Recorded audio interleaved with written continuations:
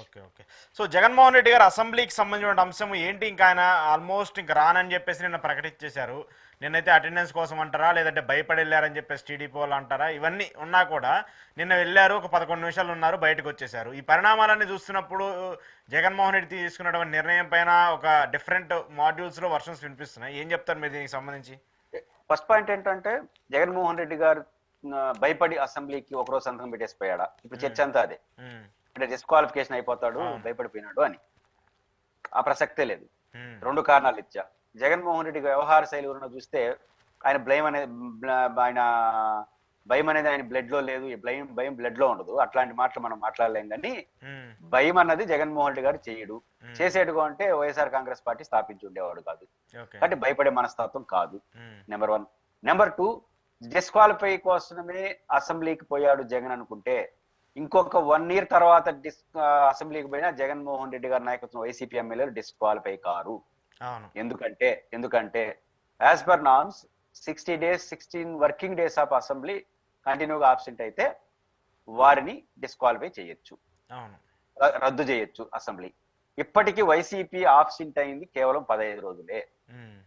1 year అయిపోయిందని చాలా మంది భ్రమంలో ఉంటారు. చాలా మంది తెలియదు. ఆ మీడియా ఇవన్నీ చెప్పకుండా హ్మ్. అయిపోయింది జగన్ అంటున్నారు. హ్మ్. ఇప్పటి వరకు జగన్మోహన్ రెడ్డి గారు నాయకత్వం వైసీపీ ఎమ్మెల్యేలు ఆబ్సెంట్ అయింది కేవలం 15 రోజులే.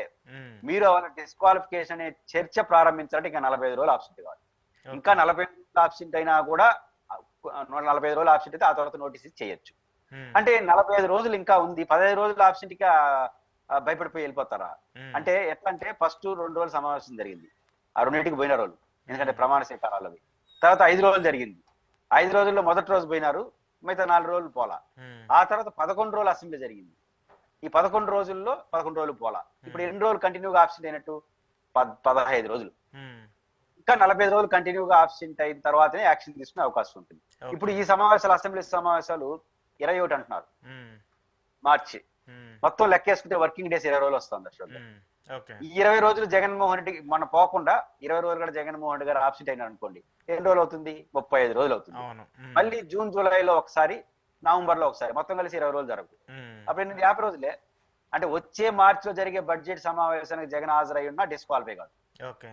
మరి ఇంకా 1 year ఉండగా ఈ రోజు ఎందుకు పరిగెత్తుంటాడు? హ్మ్. హ్మ్. హ్మ్. అది కరెక్ట్ కాదు. కాబట్టి జగన్మోహన్ రెడ్డి గారు డిస్క్వాలిఫై భయానికి ఈ రోజు పోవసం. డిస్క్వాలిఫై భయం ఉన్నా హ్మ్. అది వచ్చే మార్చి వరకు అవకాశం ఉందండి. ఓకే. As per act. హ్మ్. కాబట్టి అది అర్థం లేని మాటలు. ఓకే. ఎందుకు పోయాడు జగన్మోహన్ రెడ్డి గారు? నేనైతే ప్రైమరీగా జగన్మోహన్ రెడ్డి గారు అసెంబ్లీకి పోవాలని కోరుకుంటా. ప్రతిపక్షం ఇయ్యకపోయినా పోవాలని అంటాను. ఆ ఓకే. పేరుతో పోకుండా అని అంటాను. దట్ ఈస్ హ్మ్. Different issue. కానీ జగన్మోహన్ రెడ్డి గారి ఉద్దేశం ఏంది? ప్రతిపక్షం అనే దాన్ని వాళ్ళు ఇవ్వలేదు కావాలని దురుద్దేశాలు ఉన్నాయి. వాళ్ళు చెప్పింది డొల్లా అని చెప్పడం కోసమే అసెంబ్లీ పెట్టారు. ఓకే. అంటే జస్ట్ ఎందుకంటానంటే అక్కడికెళ్లి చూపించడానికి ఎళ్లారంటారా? ఖచ్చితంగా వెళ్ళాడు.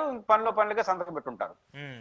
పాయింట్ ఏంటి? సంతకమే అనుకుంటే వచ్చే మార్చికి పెట్టినా ఏం కాదు అంటున్నా టెక్నికల్ గా. అవునవునవునవును. హ్మ్. కాబట్టి ఇంకెందుకు ఇంకో 3 అసెంబ్లీ ఎగ్గొట్టుంటే ఏం చేస్తుంటారు? హ్మ్. ఆయనకు 2 ఏళ్ళు అయిపోతుంది ప్రభుత్వం వచ్చి కూడా. కాబట్టి ఇది ఒక పాయింట్ ఉంది. రెండవ పాయింట్ ఏంటంటే ఈ రోజు జగన్మోహన్ రెడ్డి గారు ఏదైనా మాస్టర్ ప్లాన్ ఆయన మొండిగా ఉంటాడు కానీ బాగా స్టడీ చేస్తాడు. హ్మ్. వీళ్ళు 10% మంది ఉండాలి కదా అని బండ సిద్ధాంతంతో మాట్లాడినారు. హ్మ్. అది అవును. 10% అనేది సిద్ధాంతమే కాదని అందరూ ఇప్పుడు ఒప్పుకుంటున్నారు. హ్మ్. అది జగన్ గారి టాక్టిక్స్ ఏంటంటే హ్మ్. 10% అనేది కాదే కాదు వీళ్ళు ఇవ్వదలుచుకోలేదు అది చెప్పదు. ఎందుకంటే అసెంబ్లీ రూల్స్ ప్రకారం రాజకీయంగా అధికార పార్టీకి భిన్నాభిప్రాయం కలిగి ఉండాలి, వ్యతిరేక గ్రూప్ ఉండాలి, హ్మ్. ఉన్న గ్రూపుల్లో మేజర్ గ్రూప్ గా ఉండాలి. ఓ హ్మ్. 2-3 గ్రూపులు ఉంటే మూడో పాయింట్ స్పీకర్ గుర్తించాలి. హ్మ్. మన దేశంలో అశోక్ గారు ఇప్పుడు ఉదాహరణకు ఢిల్లీ అసెంబ్లీలో ఆప్ ముఖ్యమంత్రిగా ఉన్నప్పుడు హ్మ్. 3 ఎమ్మెల్యేలు ఉన్న బీజేపీయా? BJP BJP. ముగ్గురు ఎమ్మెల్యేలు ఉన్నారు. హ్మ్. వాళ్ళకి ప్రతిపక్ష హోదా ఇచ్చినారు. హ్మ్. మొత్తం ఆ 10% రూల్ అయితే 7 మంది ఉండాలి. ఎందుకంటే 70 హ్మ్. మంది ఎమ్మెల్యేలు. హ్మ్. ఎక్కడికో ఎందుకు పోతారు? మన రాష్ట్రంలో, ఉమ్మడి రాష్ట్రంలో, ఇడిపోయిన తెలంగాణలో ఎన్ని జరగలేదు? హ్మ్. తెలంగాణలో బీఆర్ఎస్ పార్టీ అధికారంలో ఉన్నప్పుడు అవును. కాంగ్రెస్ అపోజిషన్ ఉండింది బట్టి విక్రమార్క గారు. అవును. కానీ కాంగ్రెస్ నుంచి ఒక వలస ఏర్పడిన తర్వాత 6 మందికో పడిపోయినారు. అది. పడిపోయినప్పుడు హ్మ్. 7 మంది ఉన్నటువంటి ఎంఐఎంకి అపోజిషన్ ఇచ్చాడు. అవును. 7 మంది. హ్మ్. ఎంతమంది ఉండాలి అపోజిషన్? తెలంగాణ లెక్క ప్రకారం 10% 12 మంది ఉండాలి. హ్మ్. 119 కాబట్టి హ్మ్. 12 మంది ఉండాలి. మరి 12 మంది ఉండాలనేది 10% అయితే ఇప్పుడు 7 మంది ఉన్న ఎంఐఎంకి ఎందుకు ఇచ్చింది? హ్మ్. ఆ తర్వాత ఒక్క భారత పార్లమెంట్ లో మాత్రం రాహుల్ గాంధీ గారికి 10% లేదు, 2 సార్లు లేదు. ఓకే. మొన్న ఈసారి ఇచ్చారు. ఉమ్. అదర్ దెన్ భారతదేశంలో చాలా రాష్ట్రాల్లో 10% సంబంధం లేకుండా అంత ఇచ్చేస్తారు. ముందు కూడా బీజేపీకి 2 ఎంపీలు ఉన్నప్పుడు కూడా ప్రతిపక్ష హోదా ఇచ్చారని చెప్పేసి ఒకటి ఉంది కదా. షేర్ కాదు. తెలుగుదేశం పార్టీ ఒకనొక టెక్నికల్ ప్రతిపక్షం అయింది. పర్వతనేని ఉపేంద్ర లోక్సభలో. ఓకే. అప్పుడు ఎవరు లేరు, కాంగ్రెస్ ఒకటే ఉండింది. కాబట్టి ఈయన 40, 25, 30, 40 వచ్చినట్టున్నాయి తెలుగుదేశం రామారావు గారు పార్టీ పెట్టినప్పుడు. పర్వతనేని ఉపేంద్ర గారు లీడర్ ఆఫ్ అపోజిషన్ అయిపోయాడు. కానీ ఉండాల్సినంత 500 చిల్లరగా 54 ఉండాలి, అయిపోయాడుగా. అంటే చాలా ఉదంతాలు ఉన్నాయి. అంటే 10% అనేది రూల్ కాదు, 10% అనేది సాంప్రదాయం కూడా కాదు, అమలవుతా ఉంది చాలా రాష్ట్రాల్లో, నేను కాదను. కానీ అది రూల్ కాదు, చట్టంలో అది లేదు. సాంప్రదాయం కాదు, ఢిల్లీలో ఇచ్చారు, తెలంగాణలో ఇచ్చారు, పార్లమెంట్ లో ఇచ్చారు కదా. కాబట్టి ఇస్తున్నారు 10% లేకుండా. కాబట్టి ఇప్పుడు రెండోది, ఈ డొల్లతనంతో పాటు స్పీకర్ గారు కార్యాలయం కానీ అందరూ ఏం మాట్లాడుతున్నారు, రూల్స్ ప్రకారం ఎవరయ్యా అంటున్నారు. మరి రూల్స్ ఎవరైనా విషయం హైకోర్టుకి ఎందుకు చెప్పట్లేదు? ఇప్పటికి 6 నెలలు 7 నెలలు అయింది, నోటీస్ ఇచ్చింది కదా హైకోర్టు దీనిపైన స్పందించమని. ఇంతవరకు ఆన్సర్ చేయలేదు. అంటే నిజంగా 10% రూల్ అయినప్పుడు కోర్టుకు చెప్పలేరా? అసెంబ్లీలో చెప్తారు, బయట మాట్లాడతారు, ఏవో మాట్లాడుతున్నారు, ఆడేందుకు మాట్లాడు. కాబట్టి ప్రతిపక్ష నాయకుడి విషయంలో అధికార పార్టీ చేస్తున్నవన్నీ ఆరోపణలన్నీ లీగల్ కాదు. వీళ్ళు కావాలని నాకు ఇవ్వదలుచుకోలేదు కాబట్టి ఇవ్వలేదు అనేది ఎస్టాబ్లిష్ చేయడం కోసం ప్రతి సభకు వెళ్తున్నాడు ఆయన. గవర్నర్ ప్రసంగానికి అయితే గవర్నర్ చెప్తాడు ఆ ప్రతిపక్ష నాయకుడు ఏమని. ఎందుకు పోయినారంటే ఎస్టాబ్లిష్ చేయదలుచున్నారు. మీరు ఒకటి ఎస్టాబ్లిష్, నేను ఒకటి ఎస్టాబ్లిష్ చేస్తాను. రెండోది, ఈ మొత్తం క్రమంలో పవన్ కళ్యాణ్ గారు ఎంత అన్నమైన అబద్ధాలు చెప్పినాడు. పవన్ కళ్యాణ్ గారు జర్మనీ గురించి, జపాన్ గురించి స్టడీ చేసినాడు, కానీ ఆంధ్రప్రదేశ్ గురించి స్టడీ చేయలే ఆయన. సమస్య అంటే ఆయన ఏంటాడు, ఆయన కూటమిలో ఉన్నటువంటి ఎన్డీఏ గురించి కూడా స్టడీ చేస్తుంటే బాగుండేదేమో. ఇప్పుడు జర్మనీకి పో అంటాడు జగన్ ని, ఆడుందంట, ఆడెక్కడ 10% లేదు, సాంప్రదాయం లేదు.